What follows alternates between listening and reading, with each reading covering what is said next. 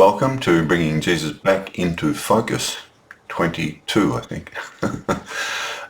This is a chapter that I've written for the book, The Teachings of Jesus Unplugged, after having to write the Gospels of Jesus Unplugged to remove a lot of the incorrect translations and a lot of the old redundant Jewish overlays from the Gospels, which is available around the world.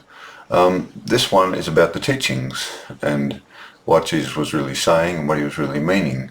Now, one of the things that I've had to write about, of course, is the book of Revelation. This is a book which was not included in the early Bible, as you call it, the Jewish religion. It's the Old Testament, which is a different religion to the Christian religion, a different God to the Christian God, a different understanding about the divine nature of love that Jesus had, and the source of that love. So the book of Revelation will be available in this book here, The Teachings of Jesus Unplugged. It's at the printers now, and it should be printed this week, I think, or next week, and I just have to organise it for it to be published worldwide. But it's at the printers, and that's The Teachings of Jesus Unplugged.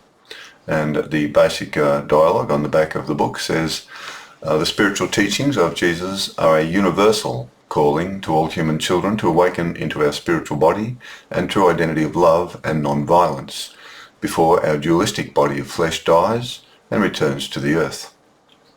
We must prevent the dualistic mind of our earthly body of flesh from controlling us and become at one with our spiritual mind, filled only with the loving life force of our loving spiritual creator. Then our two bodies, one made of earth and one formed of spirit, can be at one in purpose to bring the spiritual love of heaven to earth for all children.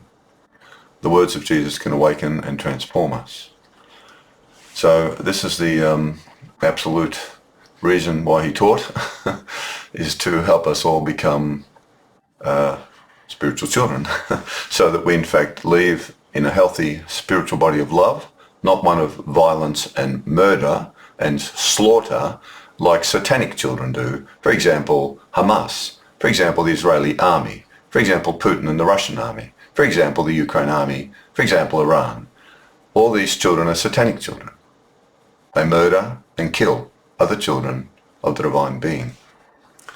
So one of the things I wanted to point out in the book, which is one of the last chapters, second last chapter, is the book of Revelation. Now that is a Jewish book. It's been planted in the actual book of the Gospels, and the reason it's been planted in the book of the Gospels is to take children away from worshipping or adoring or being at one with or thinking about this beautiful spiritual being whose entire mind and consciousness is only love. Jesus was a spiritual awakened child of this divine spiritual being of love in a world which is spiritual and heavenly and only love. And the only way you're going to get there is to become like Jesus, or like someone who follows the same way of Jesus, of peace, non-violence, forgiveness and love. Then you're in your spiritual identity, your spiritual body grows in strength, and you can enter the heavenly spiritual world when you leave your physical body of flesh, when it dies. Now the book of Revelation, some very cunning Jew has put this in at the end of the Gospels.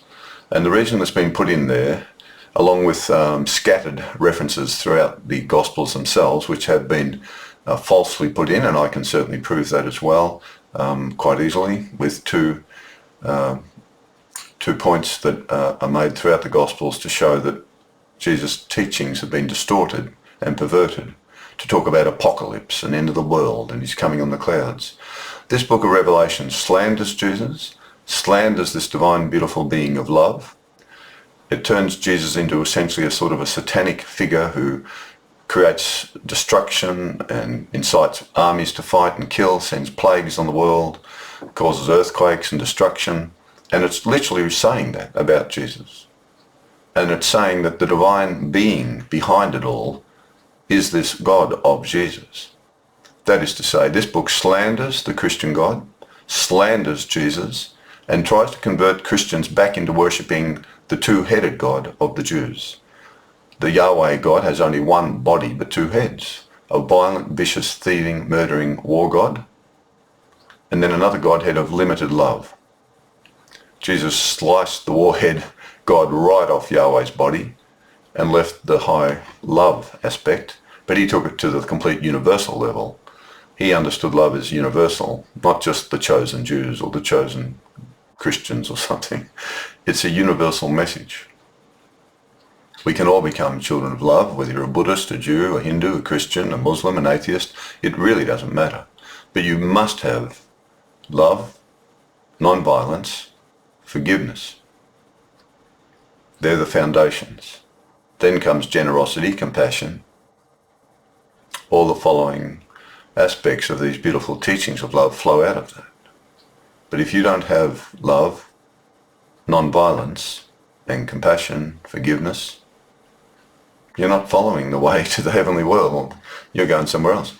So this is the revelation ruse, I call it, because it is. It's a complete con job. I'll just read through it now.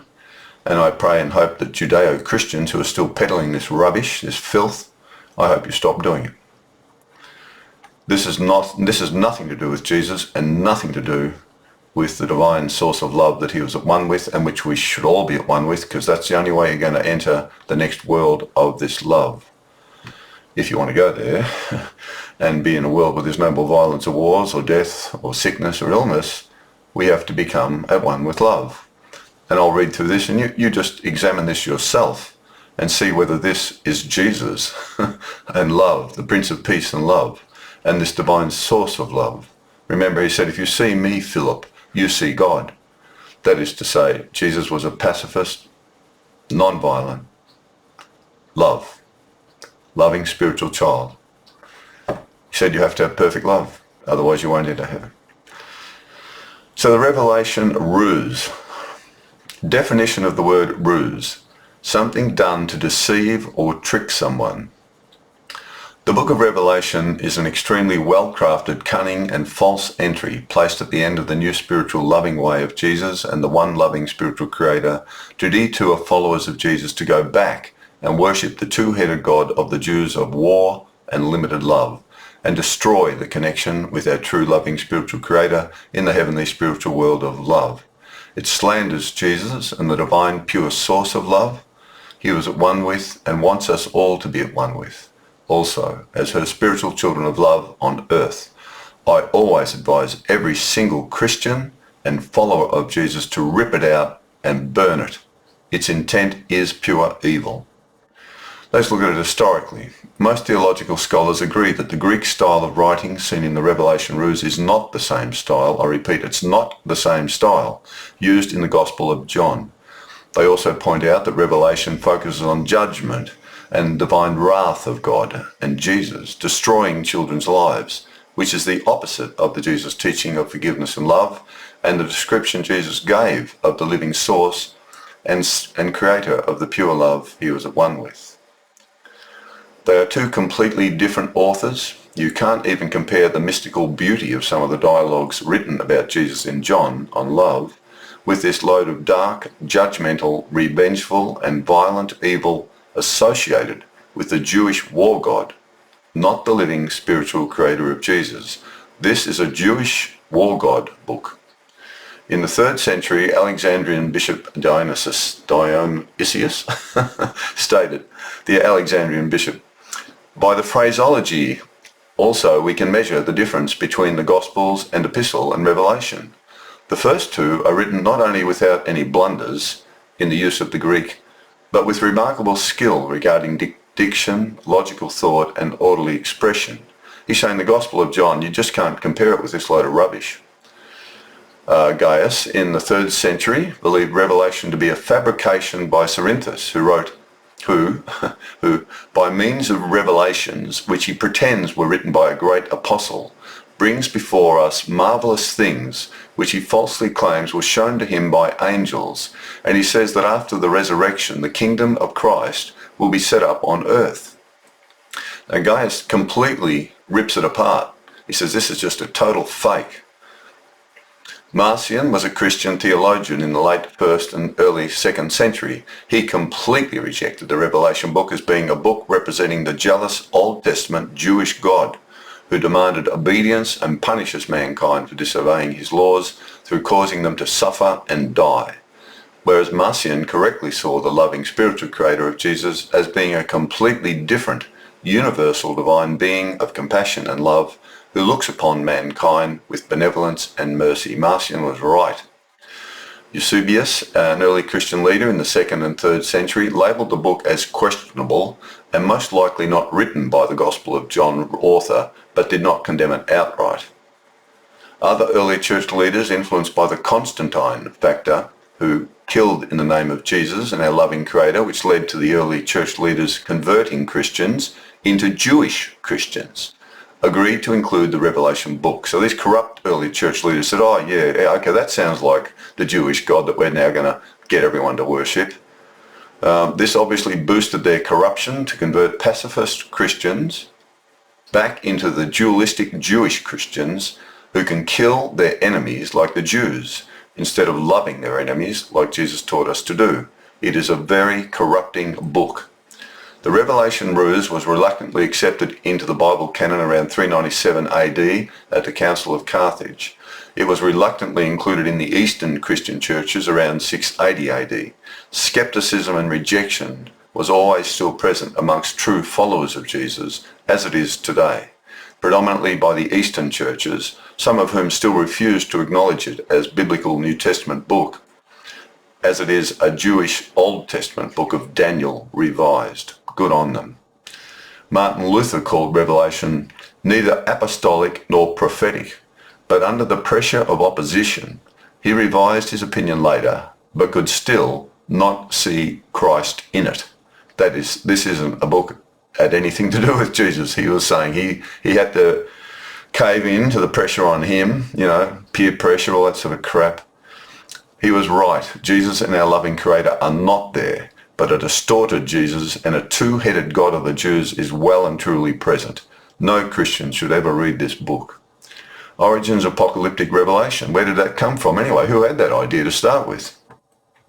In general, it seems the author of Revelation is a Palestinian Jew with some Christian knowledge.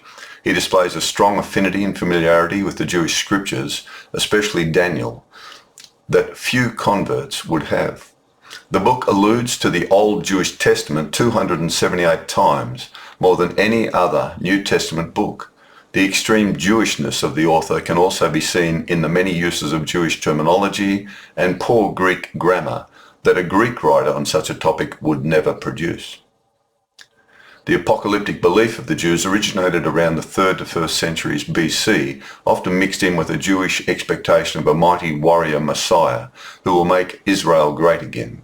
It seems to have been heavily influenced by Zoroastrianism, which teaches dualism and a cosmic battle between good and evil, culminating in a final battle where all evil is vanquished and all of creation will be reunited with the Creator in perfection. They also believe in a final resurrection of the dead and a final judgment for all based on their earthly lives and actions. A great prophet or saviour figure also plays a significant role in the final apocalypse. Modern scholars say the book of Daniel was written by a Jew exiled in Babylon around the 2nd century BC, where he was likely influenced by Zoroastrian beliefs. So the book of Daniel is what the book of Revelation is. Someone's just taken it and reworded it and dumped Jesus and this beautiful loving creator in the middle of this filth. The book is often cryptic and uses symbolic terminology of beasts with multiple horns, wars between opposing forces, and other such fanciful images, and a son of man coming on the clouds of heaven. He will be given dominion over all of mankind, and all children will serve him, and his kingdom will never end. The Revelation ruse is almost a Jewish carbon copy of Zoroastrian beliefs with a combination of some Christian dialogues, Jesus as the Saviour or Messiah figure, and the two-headed God of the Jews being the Creator. And that is the exact intention of this corrupt Jewish book, planted at the end of the spiritual teachings and way of Jesus, who leads you out of the two-headed God of the Jews, only to be taken in and taken back by this detour sign to worship the two-headed God of the Jews again. Instead of following Jesus to where he has gone by becoming spiritually awakened to your true spiritual identity as a spiritual child of our loving spiritual creator in a heavenly spiritual world of love. This book destroys, absolutely shatters the whole singularity of love that Jesus did his absolute best and gave his life, his physical life, to bring children out of the two-headed God of the Jews into love. And this book literally paints him as some sort of satanic son of Satan.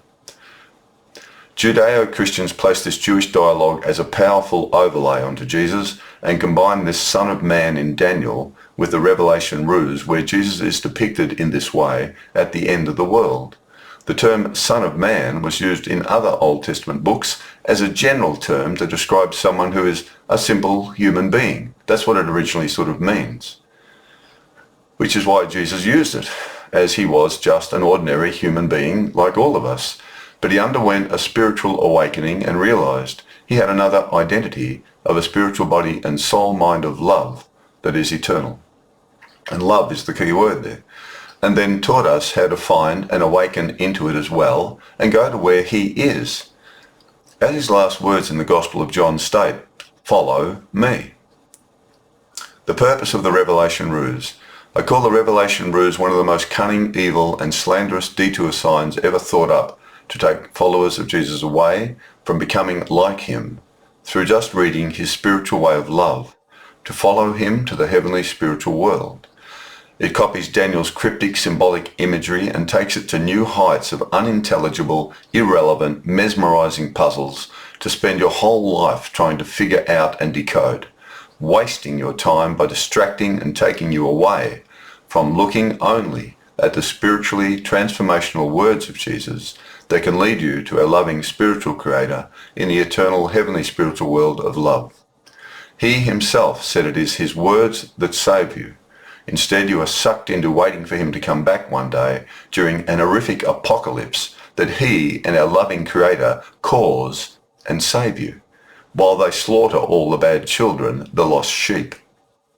Doesn't quite match the story of the shepherd and the lost sheep that Jesus taught about himself and our loving creator, does it? It's a slanderous book. Don't read it. And the most insidious thing it does of all is to destroy your spiritual mind or eye from being single and full of light and the loving life force of your loving creator that gives your spirit true life by loving all children, both good and evil. It turns you into a Jew. As Jesus taught, both he and our loving creator are perfect love, and we must be also to enter heaven.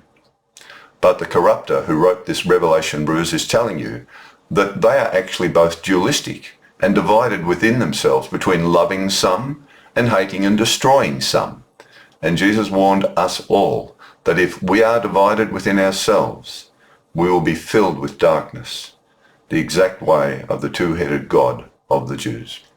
Love and hate. Someone who hated Jesus and the Christian spiritual way of love, non-violence and peace has cleverly dropped Jesus, the Prince of Peace and our loving Creator, into the middle of a version of the book of Daniel from the Jewish religion. Obviously, it must have been a Jew who did it.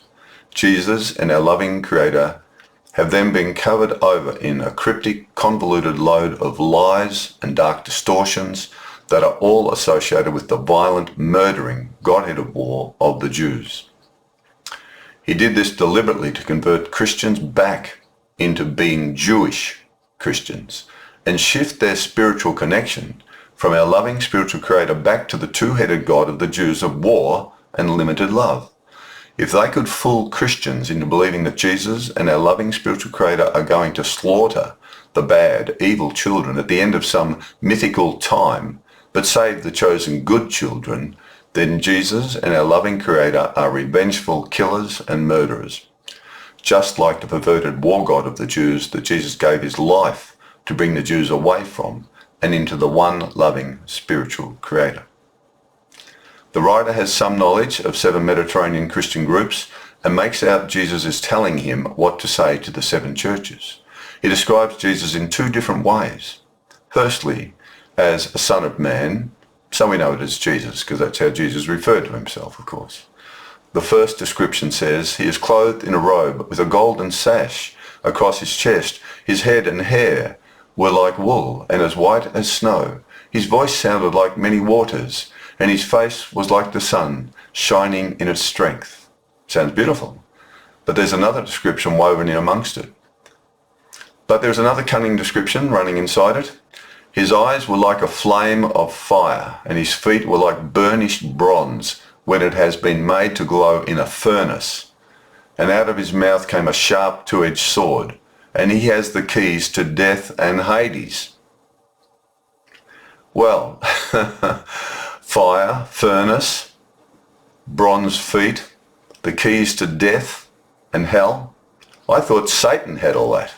I thought that was Satan's business. I thought Jesus and the loving one have the keys to heaven. Isn't that correct? They're describing Satan, and they're saying Jesus is Satan. The first description is very nice and loving, but take a close look at the second description cleverly mixed into the first. His eyes are flaming, he has a dualistic sword, his feet are glowing like feet found in a furnace of fire, and he holds the keys to death and hell.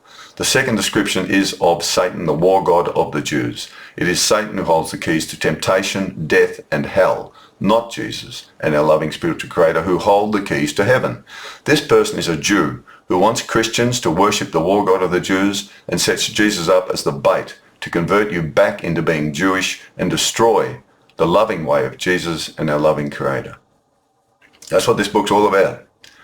The general dialogues to the 7 churches involve warning them against going astray, or they will be punished in various ways and have some legitimate points. So there is some knowledge about the Christian groups, absolutely. At one point, Jesus says to the church at Thyatira, so now this is the revealing parts. Jesus says to the church, I gave Jezebel time to repent, and she does not want to repent of her immorality. Behold, I will throw her on a bed of sickness, and those who commit adultery with her into great tribulation, unless they repent, and I will kill her children with pestilence. Now that's Jesus. This is the revengeful satanic war god of the Jews. We only have to recall the story of Jesus with the woman caught in adultery to see that this is a pile of dog droppings. A woman is caught in adultery. What does he do? He forgives her. He loves her. He cleanses her with his love and just says to her, look, don't do that anymore. His love. He didn't he didn't kill her. He didn't make her sick. He didn't kill her children with pestilence. That's the Jewish war god that does that. That's the war god. All war gods are satanic. It makes no sense. It's rubbish. In the message to Laodicea, Jesus says, because you are neither cold nor hot, but only lukewarm, I will spit you out of my mouth. Jesus never abandons anyone, and neither does our loving spiritual creator. We may turn away from them, but they still shine their everlasting love upon us, waiting for us to turn back and be saved. They are love. They don't spit us out. Jesus said, anyone who comes to me, I will open my arms to receive them, And if you don't want to be with them, well, they can't easily get you to come to heaven if you don't want to go. It then goes into a bizarre dream sequence where a heavenly book with 7 seals on it needs to be opened by someone, but no one could be found worthy enough to open it. But hang on, a lamb, standing as if slain, with 7 horns and 7 eyes, came and took the book out of the right hand of he who sits on the throne of heaven. And all praised the Lamb and fell down and worshipped him, who saved men with his blood. He didn't save you with his blood. He said, I save you with my words. That's wrong. That's a Jewish overlay. That's written by a Jew. Then these cunning lead-in dialogues move into the insidious culmination of destroying who Jesus and our loving Creator really are by Jesus personally, he's the one who opens each seal to bring destruction, earthquakes, literally incite children to kill each other in war. That's what it says. Spread sickness, plagues, fire, killing 1/3 of all creatures in the sea, poisoning drinking water, causing famine, to release locusts like scorpions to torture any lost sheep or non-believers for 5 months. He releases angels from heaven to murder a third of mankind and bring death upon the children of the world, the exact things a satanic Godhead of war does. This is a stinking, filthy, slanderous book and evil. They're saying Jesus does all that. It's gobsmacking to think that any Judeo-Christian is just so ignorant of Jesus himself to teach this rubbish to children who are coming into the churches. No wonder young children want nothing to do with the Christian, Judeo-Christian churches. No wonder. They're too smart for this sort of rubbish. And after a mammoth battle set between good and evil children, the temple of the Jewish God in heaven was opened, and there were flashes of lightning, sounds of thunder, an earthquake, and great hailstorm. Then there was a war in heaven as well. So poor old heaven's at war too. Poor old God up there is fighting up there as well. That's not even a place of love anymore. Then there is a very cryptic, convoluted scenario involving all sorts of weird beasts that are symbolic of unknown various forces on earth and in heaven. Angels finally gather the evil children, and they are crushed to death in a winepress, driven supposedly by a loving Creator's anger, with blood coming out to the depth of a horse's bridle for 200 miles. So this loving God of Jesus and Jesus, they just crush everyone in a winepress because they're so revengeful. Then a song of praise is sung by the good children, praising the Lamb Jesus for being so righteous in causing these brutal, vicious actions towards the lost children of our loving Creator. Then more destruction is given out by Jesus and supposedly the loving Creator of Jesus when an angel from heaven is sent to kill every living thing in the sea. Another angel from heaven makes the sun so hot it burns people's skin. Another angel of heaven dries up rivers. More hailstones, about 100 pounds each, are sent down by Jesus and supposedly our loving spiritual Creator to kill more of her children who did not bow down and obey her. Then after more killing and destruction caused directly by Jesus and our loving Creator, it says, "From his mouth comes a sharp sword, so that with it he may strike down the nations and rule them with a rod of iron. And he treads the winepress of the fierce wrath of God the Almighty." Well, that's Jewish. That's totally Daniel Jewish. Nothing to do with Jesus and his love. Then it goes on in a dream sequence where finally Satan and all the lost sheep are thrown into hell. So there's another Satan figure in this on earth. It's very clever, very cunning. So some other sort of Satan figure, as if these two aren't pictured as being Satan. So all the lost sheep are thrown into hell.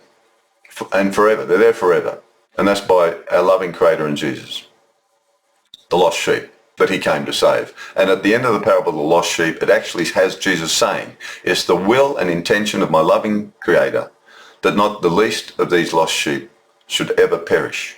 Now that's at the end of the lost sheep parable. So what's going on here? Suddenly, what, Jesus and God changed their minds, did they? Oh, I've changed my mind. We're going to throw them all into hell now. This is just a load of crap. What a crock of dog droppings. What a disgraceful slandering of my spiritual teacher of love and forgiveness and great friend, Jesus. And of course, what a disgusting, filthy portrayal of our loving spiritual Creator in the heavenly spiritual world of love. This is all about the two-headed, perverted God of the Jews and trying to trick Christian followers of Jesus to follow it. It is satanic. It perverts who Jesus was and still is and destroys the perfect love of our loving spiritual Creator in the heavenly spiritual world, who gives all our spiritual bodies and souls her loving life force to have spiritual life. There are no direct words of Jesus in this distorted, perverted book, only a dream sequence someone supposedly had and then wrote about. You cannot distort something without adding some points of truth to then distort them. So a few correct examples of things Jesus might say are added into the convoluted storyline to fool children into believing that all the rest of the rubbish must be about him and our loving Creator as well. Always, when you're selling a lie, a con job, put in a little bit of truth, that'll sell it. Jesus is only love. A loving spiritual Creator is only love. The heavenly spiritual world for us to enter is only love. Guess how you have to be if you want to follow Jesus and enter heaven? Only love. Jesus was a pacifist in this sometimes violent, distorted world for this very reason. Only those who are single in love will be filled with her light and loving life force and will enter heaven. And Jesus said that. Those who are divided within themselves into loving and saving some children while hating, condemning and murdering other children are lost in the darkness of their own making. We only have to look at what's happening in Gaza to see that. Jesus came to save, heal and restore the spiritual way of pure love for us to follow and awaken us to our true spiritual identities of love and to become children of our loving spiritual creator in a heavenly spiritual world who can never harm anyone and is kind to the ungrateful and the evil and who shines her love always on the good and the evil equally. Rip out the book of Revelation and burn it and stay in love with Jesus and our loving creator. God is love. Love is life. Now that chapter, it's an important chapter, which is in this book, The Teachings of Jesus Unplugged. If anyone wishes to contact me about this book, my email, you can contact me, or what I've said. If you don't agree, email me. But I'm afraid this Jewish book is totally slanderous. It shouldn't be there. It's got nothing to do with Jesus and the spiritual divine being that Jesus is one with or heaven. It's satanic. If you want to contact me, the email is all lowercase, jcinfocus@gmail.com. jcinfocus@gmail.com. It might be on the, hang on a minute, where are we? It might be on the bottom of the book there. Oh, there it is. Yeah, contact author, jcinfocus@gmail.com. If you agree with me that this book is a load of crap, a load of rubbish, a load of filth, a load of slander, it's satanic, I know the Assyrian Christians don't like it. Good on them. They're pacifist. They get it. They know it. I wish to God that the Catholic Church and the Church of England and the Pentecostals and the Mormons and the Seventh-day Adventists and the Jehovah's would wake up. Stop teaching this to children. You don't realise what you're doing. I understand that. You've been conned for 1700 years since Constantine and the early corrupt church leaders converted Christians back into being Jewish Christians and worshipping the Jewish God. The Old Testament should not be in the Bible. The book of Revelations, rip it out. Then you're left with the Christian religion. Gospels and a few letters. That's the Christian religion. I'm Christopher John Joseph in Melbourne, Australia, and I've gotten a bit upset at the way so many children are slandering my lifelong friend of love and non-violence. I've never seen him in any other way. I was born into the Catholic faith, but I left it when I was 17 because of this rubbish that the Catholic Church teaches.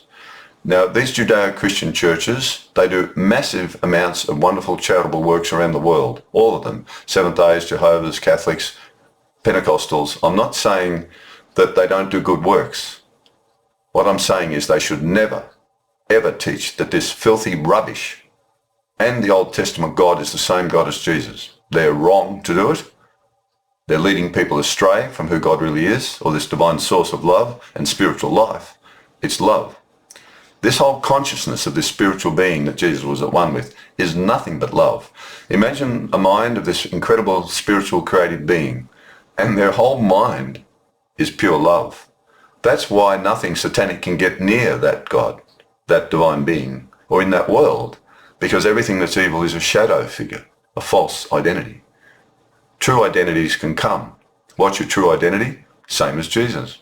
Love, non-violence, and pacifism.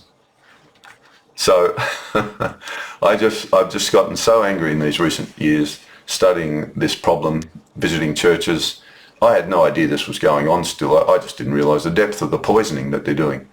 It's a great tragedy. The only way to revive the Christian church in Australia anyway, and Western countries generally, is to stop teaching the Jewish religion. If you want to learn the Jewish religion, go to a synagogue. They'll tell you all about their violent God. They love worshipping their violent God. He's written all through their Old Testament. I mean, I'd be ashamed to put into what happened to Jericho, but they put it in to show how powerful their war God is. It's unbelievable. I wish there were some Jewish rabbis who'd speak out about this and rip out all the war god stuff in their religion. They'd be the Jewish rabbis to follow. Anyway, that's it. So Jesus is love. This divine spiritual source that he was at one with is only love. The book of Revelations is a load of dog droppings. Rip it out and burn it. And just follow the words of Jesus. The loving spiritual creator's love is like the sun that rises on the good and on the evil, like the rain that falls on the just and the unjust. She is kind to the ungrateful and the evil. Unless your love is as perfect as her love, as a spiritual child of hers on earth, you will not enter heaven. They're his words. I believe them. I'm trying to be love. I've been hurt, I've been robbed and stuff like that. People have damaged my body. So I forgive them and pray for them because they're already lost. Particularly when it's a deliberate accident. I mean, a deliberate intention. When it's an accident, that's different. But deliberate intent to hurt you, that's evil. So we have to pray for those children. And then, of course, am I perfect? No. So I've got to make sure I'm aware of my own faults too and always say sorry. But that's what Jesus says. Just say sorry to this divine spiritual being and get back on the path, like the woman who committed adultery. He who is without sin can cast the first stone at her. They all drop their stones and go. And what he does is he simply comforts her, covers her with the love of this loving spiritual being in heaven and his own love. Doesn't punish her, doesn't kill her, doesn't cause sickness to her children or anything like that. He just advises her, well, don't do that anymore. Now make your way to heaven. Don't do anything bad again. That is Jesus. That is the spiritual creator.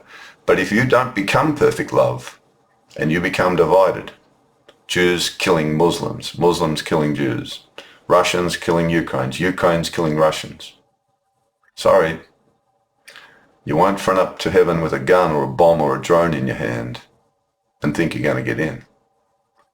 Hell exists, but it's not what people understand it is. It's a hellish, burning realization, trapped in darkness, with no body of flesh. Anyway, that's for another day. Heaven's a beautiful place where the only children that can get in there couldn't hurt anyone here. And that's the challenge. I have to be a child of heaven on earth, a violent dualistic world. But if enough of us do it, the power of heaven will come to earth. But do not worship the Jewish God. Don't do that. Worship just this divine source of love that Jesus was at one with. As I say, worship. Follow it.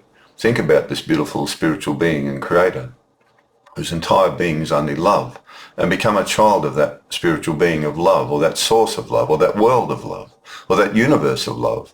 It's a spiritual universe, a spiritual world. I don't know what it looks like, but it's spiritual. It's not earthly like this place. It's different. And we've got a spiritual body with us right now. Jesus said that. But he said you've got to be born again into it while you're in the flesh. So we're all caterpillars initially. We have a butterfly body within us. And we have to understand we have a butterfly body and wake up and become the butterfly before the caterpillar dies. Then we'll just fly away to heaven. They're so pretty, the old butterflies. Beautiful. I used to work at the zoo in Melbourne, and the butterfly house was there. Often on weekends I'd have to patrol the butterfly house. Tough job all day long. Just helping people in the butterfly house, just warning them not to touch the butterflies. If they land on them, that's okay, but not to reach out and try to grab them. Boy, that was a job that was amazing to be paid to do that. Anyway, when you're a gardener, you do get some good things sometimes. So that's the book of Revelations. Rip it out and burn it. I wish all the Judeo-Christian churches in the world, including the Pope and the Catholics and everyone else, would come out and acknowledge that this book has to be taken right out of all Christian churches everywhere in the world.